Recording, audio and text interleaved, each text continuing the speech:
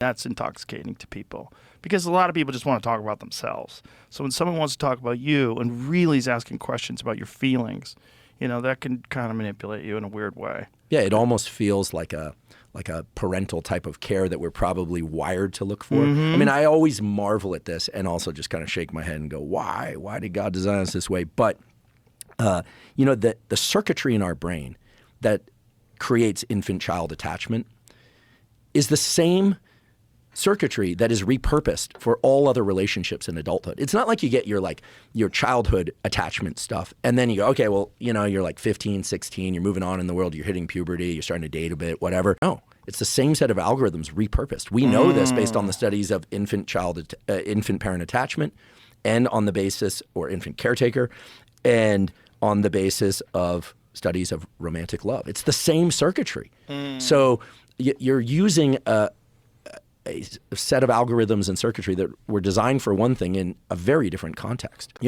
I've learned so much recently about just how it is that we can lose our vision of like other people. I think the really tricky part about it is I do think that most people in the world are just like doing their best to feel safe, to get their needs met. I think there are very few evil people. Right.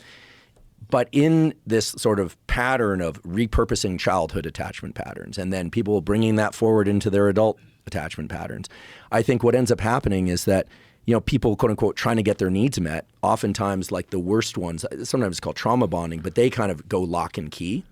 Or somebody identifies somebody that's really healthy and they're like, I'm going to latch onto them because like they're healthy you say, well, the healthy person should be able to spot all the landmines.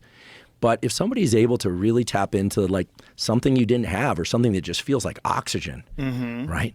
Goodness gracious, like you could be the smartest, most, well acclimated person with the best parents or whatever upbringing, which most people aren't, but some people do have that, and still fall kind of, into this fog that is like, gosh, like you want to be with this person, but it doesn't feel good, that mishmash. And I think the thing I've learned clearly is that when you feel that trepidation, run, don't walk. Like it's not like the gray zone is actually the thing to just exit fast. Gray doesn't mean like hover and check it out and it's like run some experiments here. A ticking bomb. Get out.